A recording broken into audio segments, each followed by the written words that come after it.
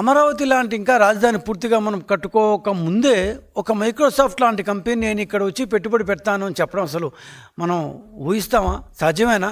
ఒక సంవత్సరం క్రితం అయితే అసలు మనం ఆలోచించుంటామా?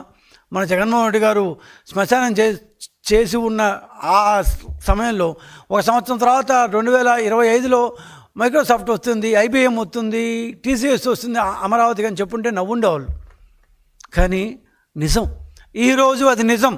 ఈరోజు ఖచ్చితంగా మైక్రోసాఫ్ట్ లాంటి కంపెనీ అమరావతికి వస్తుందంటే మిగతా కంపెనీలు క్యూ కొడతాయి. ఇది మనం హైదరాబాద్లో చూసిన నిజం, కొత్త ఏం కాదు ఇది. ఎలా అయితే మైక్రోసాఫ్ట్ వచ్చిందో ఆ వెనకాల ఎన్ని సాఫ్ట్వేర్ కంపెనీలు వచ్చాయో మనందరికీ తెలుసు. కానీ ఇక్కడ ఇష్యూ ఏంటంటే మైక్రోసాఫ్ట్ సంగతి పక్కన పెడితే ఈ క్వాంటమ్ కంప్యూటింగ్లో ఒక సంవత్సరం క్రితం, అంటే ఎలక్షన్స్ జరగకముందు 2024 డిసెంబర్లో 2024 జనవరిలో సెంట్రల్ గవర్నమెంటు ఒక క్వాంటమ్ కంప్యూటింగ్ మిషన్ అనేది ఏర్పరచాలి అని డెసిషన్ తీసుకొని దానికి ఒక మిషన్ పెట్టి దానికి ఒక 6,000 కోట్ల రూపాయలు నిధి ఇచ్చి భారతదేశంలో ప్రఖ్యాత రీసెర్చ్ సంస్థలకు ఈ నిధులు ఇవ్వాలి అని ఆలోచించినప్పుడు నమ్మండి, ఆంధ్రప్రదేశ్ సోదిలో కూడా లేదు, కనీసం ఎక్కడా లేదు, కనీసం డిస్కషన్లో కూడా ఆంధ్రప్రదేశ్ అనేది లేదు. అలాంటి ఆంధ్రప్రదేశ్ ఈరోజు క్వాంటమ్ వ్యాలీలో భారతదేశంలోని పలు నగరాలకు పోటీ కాదు కదా, భయం ఇస్తోంది, యుద్ధం చేస్తోంది. ముంబై కావచ్చు, ఢిల్లీ కావచ్చు, చెన్నై కావచ్చు. నేను ఇక్కడ హైదరాబాద్ చెప్పలేదు, ఎందుకంటే హైదరాబాద్ చాలా వెనకబడి ఉంది. నాకేమో తక్కువ చేయాలనే ఉద్దేశం కాదు, కానీ క్వాంటమ్ కంప్యూటింగ్ సంబంధించిన వరకు ఒక కష్టపడి ఈ మధ్య ఒక స్విట్జర్లాండ్ కంపెనీతో ఒక ఒప్పందం కూర్చుకున్నారు. సో మిగతా నగరాలన్నీ దూసుకుపోతుంటే ఒక సంవత్సరం క్రితం ఎక్కడా లేని, అసలు దీంట్లో డిస్కషన్లోనే లేని కంపెనీ ఏ విధంగా ఈరోజు ముందుకొచ్చింది, ముందు వరుసలో ఉంది, కనీసం టాప్ 3లో నేనున్నాను అని మొదటి ముంబై అండ్ బెంగళూరు టెక్నాలజీలో మనకంటే ఎంతో ఫాస్ట్గా ఉన్నవాళ్ళు, ఎంతో దాన్ని ఏమంటారు ముందు వరుసలో ఉన్నవాళ్ళు, కొన్ని సంవత్సరాల నుంచి టెక్నాలజీని శ్వాసగా బతుకుతున్న బెంగళూరు లాంటి కంపెనీని మనం తోసిరాజని ఎలా ముందుకు వచ్చాం, వాళ్ళకు రాని కంపెనీలు మనకి ఎందుకు వచ్చాయి? ఇవన్నీ ఆంధ్రప్రదేశ్ ప్రజలు ఆలోచించాల్సిన విషయం. ఈరోజు ఒక ముఖ్యమంత్రి వచ్చిన తర్వాత ఇన్ని మార్పులు ఎందుకు వచ్చాయి? ఈ విధమైన మార్పులు ఎలా వచ్చింది? అమరావతిలో ఏం చూసి ఆంధ్రప్రదేశ్లో ఎన్ని మార్పులు జరిగాయని చెప్పి ఏ నమ్మకంతో ఈరోజు పెట్టుబడులు పెడుతున్నారు?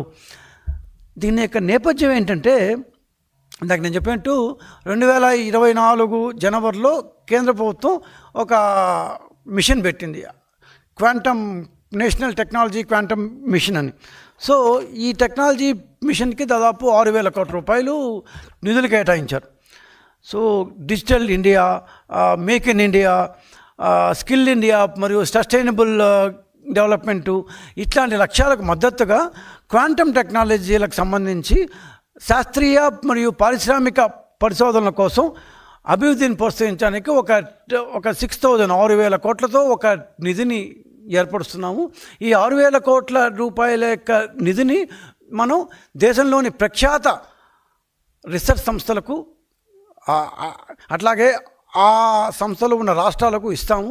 వాటి ద్వారా రీసెర్చ్ని బలోపేతం చేసి పరిశోధనలకు ఊతం ఇస్తాము.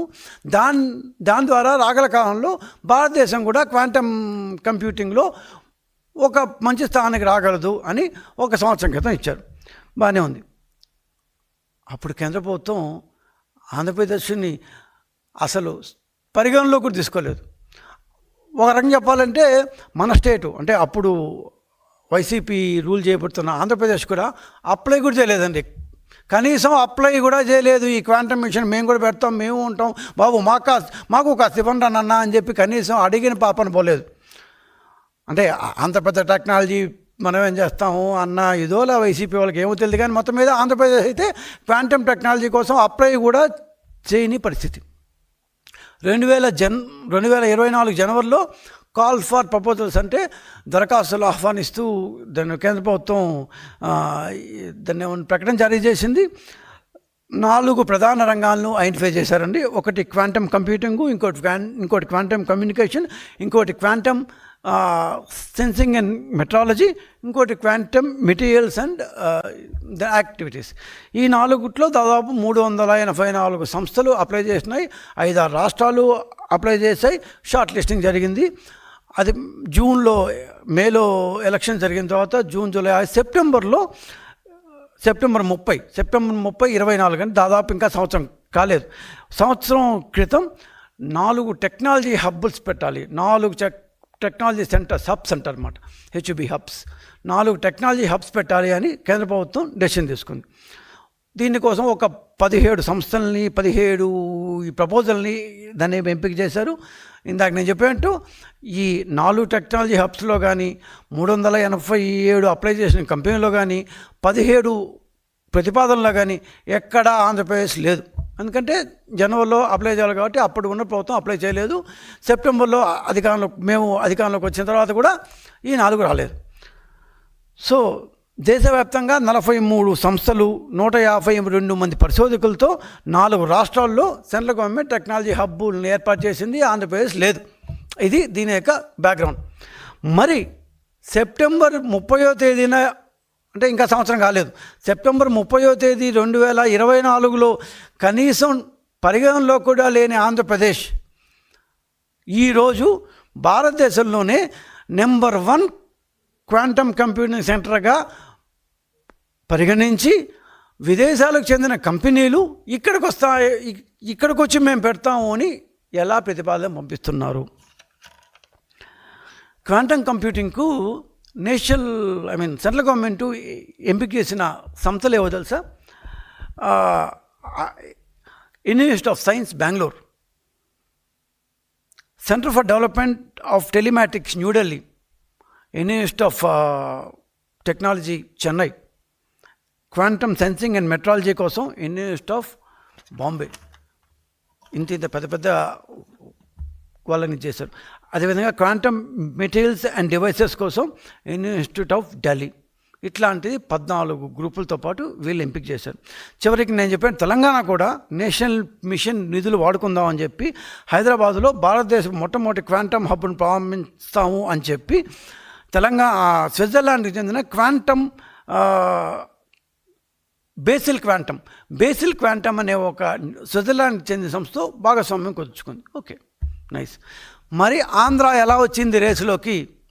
నేను ఎందుకు ఇంత డీటెయిల్గా చెప్పడానికి ప్రయత్నిస్తా అంటే, చంద్రబాబు నాయుడు వచ్చిన తర్వాతే ఈ క్వాంటమ్ కంప్యూటింగ్ అనే దీంట్లోకి ఆంధ్ర వచ్చింది. అంతవరకు ఎవరో అసలు ఆంధ్రలో ఎవరు పడుచుకోలేదు, ఈ మాట ఎవరు వినలేదు. ఫస్ట్ టైం చంద్రబాబు నాయుడు గారు అక్టోబర్ ఆపాంతం చెప్పినప్పుడు వింత చూసారు, ఏంది క్వాంటమ్ కంప్యూటింగ్, ఏందోలే మళ్ళీ చూసుకుందాం, ఎవరు పడుచుకోవాలా. ఏం చేస్తే వచ్చింది? ఇందాక నేను చెప్పినట్టు అందరూ రీసెర్చ్ మీద కాన్సన్ట్రేట్ చేస్తారు. ఈవెన్ సెంట్రల్ గవర్నమెంట్ కూడా మనం రీసెర్చ్ స్టార్ట్ చేద్దాము, ఆ రీసెర్చ్లో భాగంగా ఇంకా దీంట్లో ఇది చేసుకుందాము, దీని వ్యాపారపరంగా ఆ నెక్స్ట్ ఫేజ్లోకి పోదామని. కానీ అందరికంటే ఇప్పుడు ఆంధ్ర 10 మెట్లు ముందే ఉంటుంది. అన్ఫార్చునేట్లీ 2019-24లో 100 మెట్లు దూరంలో ఉండింది. కానీ ఎప్పుడు 10 మెట్లు ముందే ఉన్న ఆంధ్ర ఏం చేసిందంటే, రీసెర్చ్ మీరు చేస్తున్నారు కదా, మా దగ్గర ఎట్లా ఒక ఐఐటి తిరుపతి తప్ప మాకు అంత పెద్ద ఇన్స్టిట్యూషన్ మా దీంట్లో ఎప్పుడు లేదు. మేము విభజన తర్వాత మొత్తం ఆపక్కే ఉండిపోయినా కూడా మాకేం లేవు. కాబట్టి ఇప్పుడు మేము దీంట్లో దిగి మళ్ళీ మేము రీసెర్చ్లో ఇన్వాల్వ్ అయ్యి చాలా కాలం పడుతుంది. దానికంటే నేను అన్నట్టు 10 మెట్లు ముందు ఆలోచించి చంద్రబాబు నాయుడు గారు చేసింది ఏంది అంటే, ఆ క్వాంటమ్ కంప్యూటర్ ఏదైతే ఉందో, ఎంత పెద్దదో నేను చెప్తా, దాన్ని ఇక్కడ తెచ్చిపెడితే పోలేదా అన్నాడు.